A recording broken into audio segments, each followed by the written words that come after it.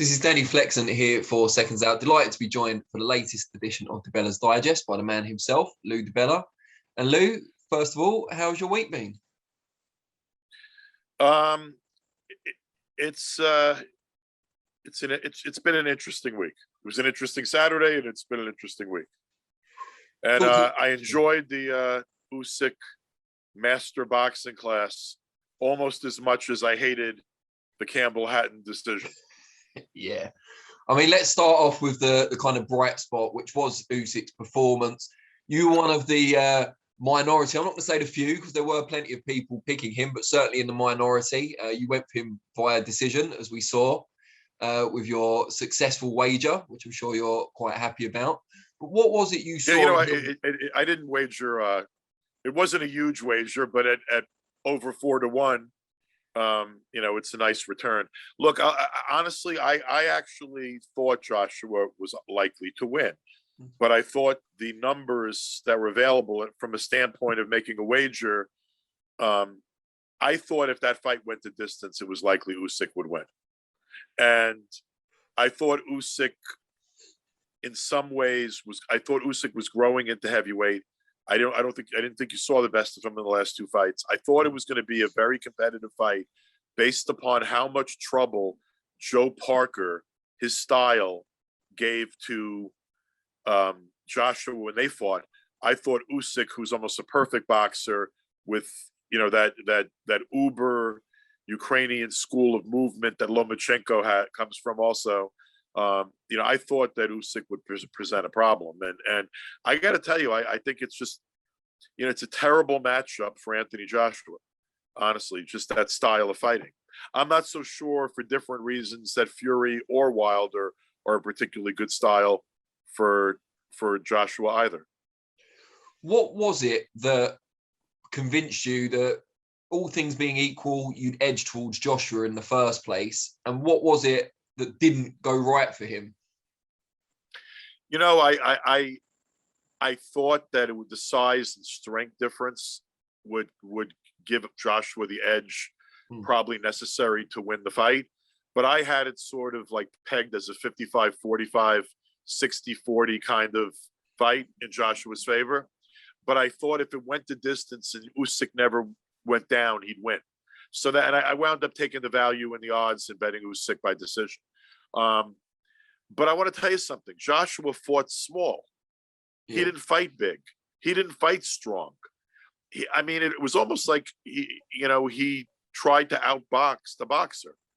And I think he's got a good corner. I think he's got a good trainer. I'm not anti his corner or his trainer. I just think his approach to the fight was wrong. I think if the rematch is next, it'll probably be a much more interesting fight, because in order to compete, Joshua's going to have to fight a completely different kind of fight. And by the way, it might get him knocked out. It's as likely that trying to fight big and strong, trying to take more chances won't work out well for him. However, I think he'll fight very differently, and I think it'll be an enjoyable fight for the fans. So I'm not adverse to seeing that rematch again next. Why do you think he never changed up his tactics and his approach? Because a lot of people are now saying, yeah, he got it wrong. We know that. By kind of midway through the fight, it was obvious that wasn't going to be the key to victory for him. Why do you think he never changed his tactics? I think he started out one way. And then I think when you got to the middle to late rounds, even though he had some success, I think I gave him 7 and 8, if I'm not mistaken. I got to look at my card. I didn't really score it on paper, but I got to look at the flow of the fight. I gave him 2 rounds in a row. Those were in my mind, the only 2 clear rounds. I'm not saying he didn't win another round or 2, but there were 2 really clear rounds. I gave him 2 in a row. I think it may have been 5 and 6, because I think all 3 judges gave him 5 and 6 in succession. They were the only ones they agreed on were those 2, I think. Well, it's possible, because it was mid rounds, but I gave him 2 in a row mid rounds. I didn't do it on paper, but by the time the late rounds came, it might have been too late to adjust. Honestly, Usyk didn't just beat him; he beat the shit out of him. It was a boxing clinic. And by the way, it's not like Anthony Joshua fought terribly, or that Usyk didn't know he was in a fight. Usyk knew he was in a fight, and Usyk's face showed he was in a fight. And, you know, Joshua did not fight horribly. He just fought like Anthony Joshua, and Usyk put on a boxing clinic. And when Joshua didn't assert the size and strength, he almost had no chance. You know, I think I wrote around halfway through the fight before Joshua had the 2 rounds I gave him in a row.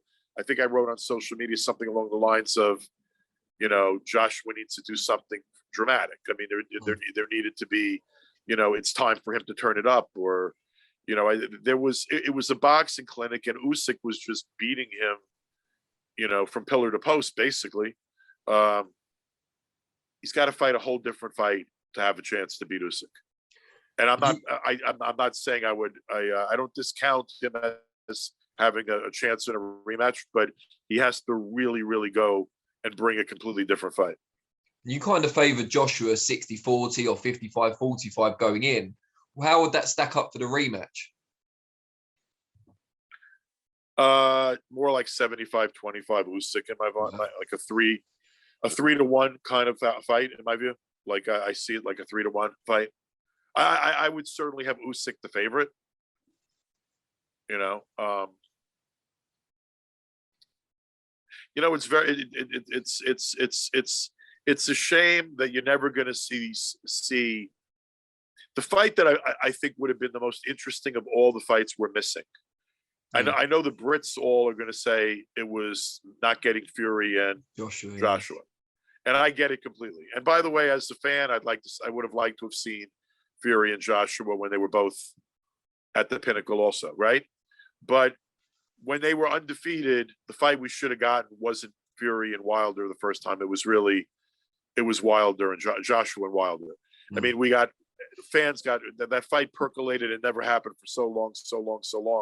But stylistically, those were the 2 best styles for those 2 guys to fight and make a combustible, crazy kind of fight. Like it's a shame because I always believed Deontay would probably beat Fury.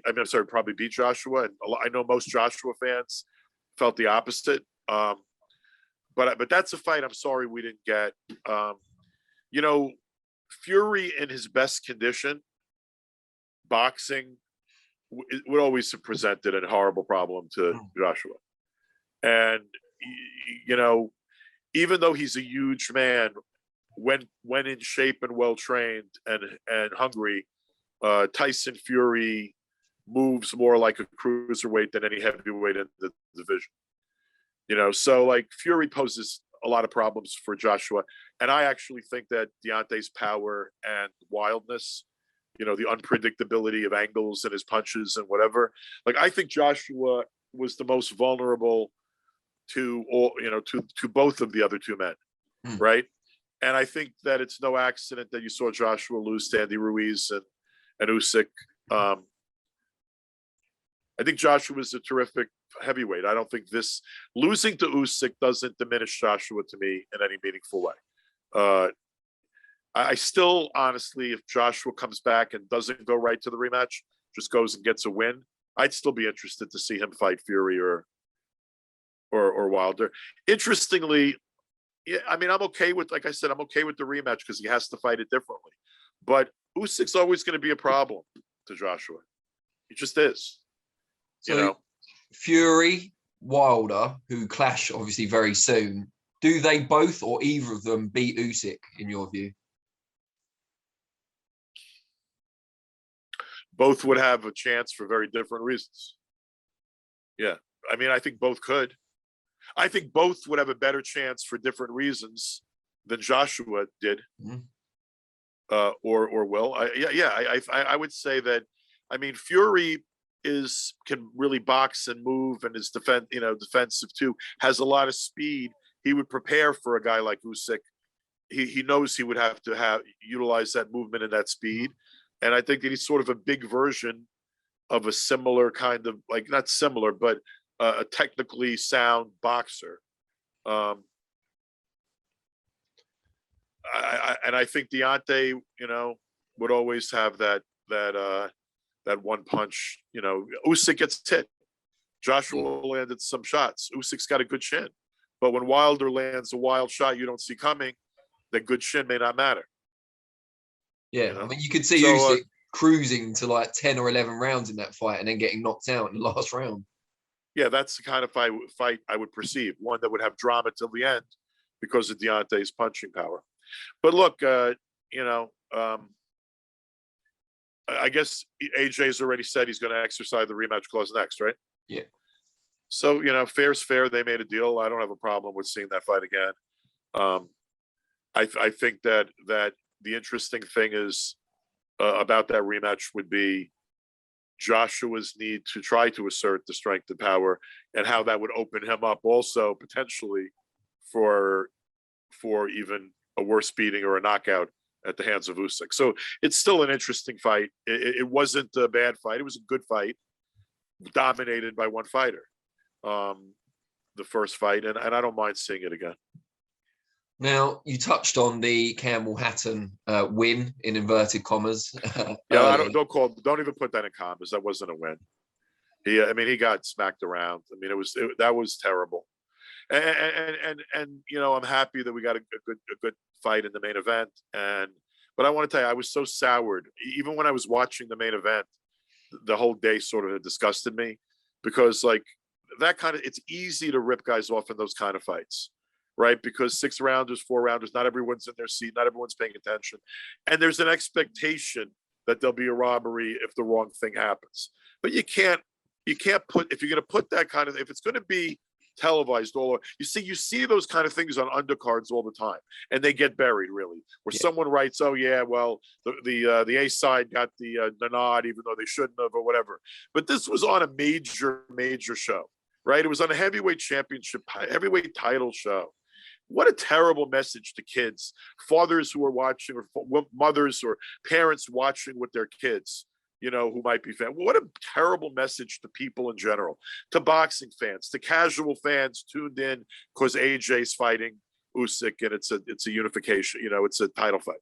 So, you know, the people are watching that fight. They watch that fight. Nobody in their right mind who watched that fight had any nobody in their right mind who watched that fight had any business thinking Cambell Hatton won. There was no way. Cambell Hatton did not win that fight. Now, if something like this happened in the US, what sort of redress is there, if any, for the officials involved? It's the same shit as there is in the UK. It's all bullshit. It's all politics, and it's still. I mean, depending on how loud the outcry, there'll be some lip service response given, and then in 3 or 4 days, some other thing enters the news, and you don't hear about it again. So it wouldn't have been much different. There might have been more of an outcry immediately, and if it was on national TV and a pay-per-view, there might have been louder reaction or more of it. But in terms of turning it over, or you know, a meaningful response in terms of action, I don't think it would have made any difference where it was. Wow, that's pretty disappointing for boxing in general then. You know, we have a problem with officiating, certainly in the last year or two in the UK. It's been quite pronounced, but I guess it's a worldwide. The problem is, you're assuming the problem is with officiating and not with the politics that govern the officiating. See, I mean, this is why it's not going to be fixed, because it's not only a problem with officiating. You have a problem with referees. It's also a problem with those who govern the referees, the state commissions, the national commissions, the ratings organizations. You have a problem with judges. It's a problem with the entire system. Yeah, there are some bad judges. Yes, there are some judges who are very good people, but they're incompetent, and therefore they shouldn't be actively working, because even though they're nice, honorable people, they don't know what they're doing. But there's a bigger problem, which is the system is broken. And what happened with that referee the other night? The referee did what he was supposed to do. You know, the young spawn of a superstar father fighting a guy that already lost 4 times. Well, you know, what difference does it make if the guy's 2-5? He was 2-4 already. Well, the difference is he beat Ricky Hatton's son and had a win that he could remember and talk to his grandkids about, or remember for the rest of his life when he stops. But see, the lives are affected by our lack of protection of health and safety. Lives are affected by bad decisions. Lives are affected by bad refereeing. Lives are affected, you know. B-sides need to earn a living too. B-sides have families, you know, opponents have families. Do they have someone coming in, if he wins 5 of 6 rounds, should he have an expectation he's going to get the benefit of the decision? If you win 5 of 6 rounds, of course you should get the decision. You know, and I've said this many times, I'll repeat it again. I could have picked 3, you know, school-age kids, 6-year-olds, girls or boys, put them around the ring, sitting in the same seat. Yeah. I wouldn't ask them to score each round. I would just simply at the end of the fight say, hey, kids, which man won? And all 3 of those school kids, because they're probably innately honest, all 3 of those kids would have said that the opponent won. All 3 of them would have. And if you put 30 of them around the ring, all 30 of them would have. So what was the matter with the one man who was closest to the action? It was the referee who actually, you know, saw the winner that way. I don't know. On that rather disappointing note, I guess we have to end it for this week. But appreciate your time as always. Hopefully, we'll have more cheerful topics to discuss next week. Well, at least, you know, we had. I'm a Met fan, but the Mets are now mathematically eliminated, which happened in the last week. The Giants. I'm a Giant fan, and the Giants went to 0-3. Giants are garbage at the moment. Complete garbage, which is another horrible start and whatever. So, from a sports standpoint, I'm waiting for the Islanders to get back on the ice because at the moment I have very little to root for. But I was happy because I am like, you know, the Yankees have too storied a history for me to hate the Yankees. Yeah. And any team that Joe DiMaggio and Yogi Berra played for, and Mickey Mantle and Whitey Ford and Babe Ruth and Lou Gehrig and all the Yankee greats. It's hard to hate the Yankees. So I was somewhat at least pleased that the Yankees went into Boston and swept the Red Sox this weekend. So, you know, now the Yankees are in the lead again for the wild card. And both of my minor league baseball teams, our affiliates, the Tampa Rays, are going to win the division in the American League East. And God willing, the San Francisco Giants look like they have an excellent chance to win the division in the National League West. So I'll have 2 of our affiliates in the playoffs, and with the Yankees in the playoffs, God willing, I'll have some playoff baseball to watch. So that'll distract me from all else. And I am looking forward to Fury Wilder, and I do give Wilder a big. When I say puncher's chance, not just a chance, I give him a real. Like, I think he's a live underdog. I still think Tyson Fury needs to be at his best to beat Deontay Wilder and avoid getting knocked out. So I am looking forward to that fight. I agree. I think he can't be any worse than the second fight, can he? So no, and he won't be. He won't be. I don't think. Good stuff. Good seeing you, Dan.